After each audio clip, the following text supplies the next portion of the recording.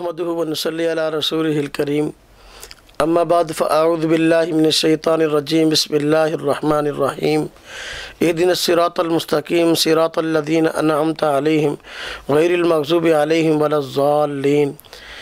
अल्लाह रब्बुल इज़्ज़त ने नबी पाक सल्लल्लाहु अलैहि वसल्लम के दीन अक़दस को ये शान और ख़ुसूसियत अता फ़रमाई है कि ये दीन इफ़रात और तफरीद से खाली है। नबी पाक सल्लल्लाहु अलैहि वसल्लम ने अपनी उम्मत को अक़ायद व नज़रियात से मुतल्लक़ और दुनिया के मामलात से मुतल्लक़ भी इफ़रात और तफरीद से बचने की कोशिश की है। वस्फ़ एतदाल इस उम्मत का ख़ासा है, जहाँ और औसाफ़ के अंदर हमें एतदाल की राह अपनाने की ज़रूरत है। अक़ायद और नज़रियात में भी वही तालीमात हमारे लिए, वही बातें हमारे लिए राह अमल की हैसियत रखती हैं।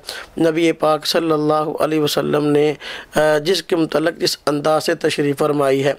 अक़ायद व नज़रियात में लोग आजकल इफ़रात व तफ़रीद का शिकार हैं। उनमें ख़ास तौर पे एक नज़रिया हज़रत महदी अलैहि रिज़वान का नज़रिया है। बहुत सारे लोगों ने हज़रत महदी अलैहि रिज़वान के हवाले से इफ़रात व तफ़रीद से काम लिया है। बाज़ हज़रात ने महदवियत की आड़ में नबूवत और रिसालत के फाटक को खोलने की कोशिश की। महदवियत की आड़ के अंदर नबूवत और रिसालत के दावे कर दिए। इसके बिलमुखालिफ एक और नज़रिया कायम हुआ कि चूँकि महदवियत की आड़ के अंदर लोग नबूवत और रिसालत के दावे कर रहे हैं, लोगों ने बिल्कुल इस नज़रिए का ही इनकार कर दिया, चूँकि ये नज़रिया ऐसा है कि इसको बुनियाद बनाकर बहुत से गुमराह लोग नबूवत और रिसालत का दावा करते हैं। लिहाजा ना कोई महदी आएगा और ना कोई वो काम होंगे, ना वो कारनामे अंजाम दिए जाएंगे जो हज़रत महदी अलैहि रिज़वान ने अंजाम देने हैं। ये दोनों नज़रियात इफ़रात और तफरीद का शिकार हैं। हज़रत महदी अलैहि रिज़वान की शख्सियत अपनी जगह, गुमराह किस्म के अफराद का पैदा होना ये अपनी जगह। हज़रत महदी अलैहि रिज़वान की शख्सियत का तारुफ़ नबी पाक सल्लल्लाहु अलैहि वसल्लम ने जिस अंदाज से करवाया है, आपके कारनामों को नबी पाक सल्लल्लाहु अलैहि वसल्लम ने जिस अंदाज से बयान फरमाया है, अगर आदमी मिन्नो अन उनको कबूल करे तो कभी भी इफ़रात तफरीद का शिकार नहीं हो सकता और ना ही इसकी बुनियाद पर उम्मत मुस्लिमा में गुमराही फैल सकती है। गुमराही फैली ही उस वक़्त है जब कि इन तालीमात को लोगों ने पस पुश डाला है, अपनी मर्ज़ी के मुवाफ़िक जो है इस उन्वान को इख्तियार करके मन मानी इसकी तशरीह की है।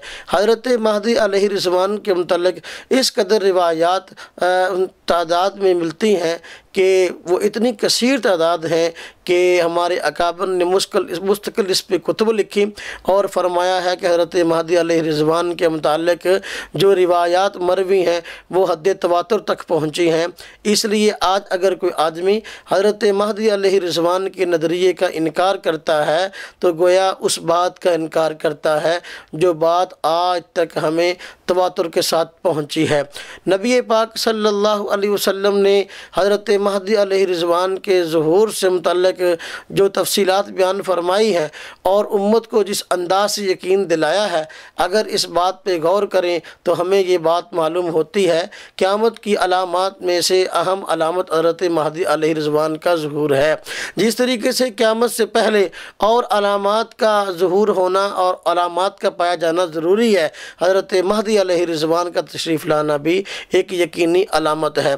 नबी पाक सल्लल्लाहु अलैहि वसल्लम ने इस नज़रिए की अहमियत को बयान करते हुए और हज़रत महदी अलैहि रिज़वान के ज़ुहूर को यकीनी बताते हुए यहाँ तक इरशाद फरमाया कि अगर क़यामत के कायम होने में एक दिन भी बाकी रह जाए, हज़रत महदी अलैहि रिज़वान का ज़ुहूर ना हो, तब भी अल्लाह पाक उस दिन को दराज फरमा देंगे यहाँ तक कि उसमें हज़रत महदी अलैहि रिज़वान तशरीफ़ ले आएंगे।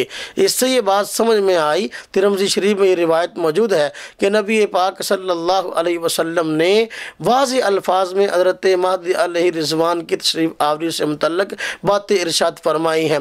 मुहद्दिसीन ने हज़रत नबी पाक सल्लल्लाहु अलैहि वसल्लम के इरशादात को क़यामत से मुतल्लिक़ जमा फरमाया है।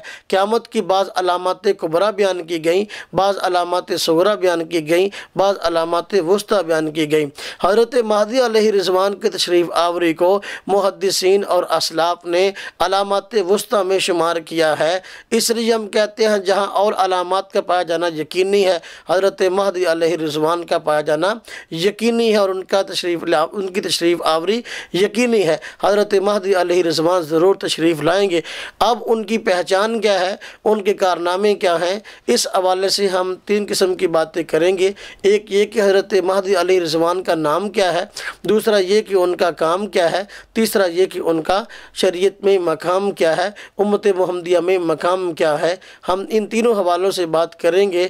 اللہ رب العزت ہم سب کو افراط تفریط سے ہٹ کر حضرت مہدی علیہ رضوان کی شخصیت کو پہچاننے کی توفیق نصیب فرمائے۔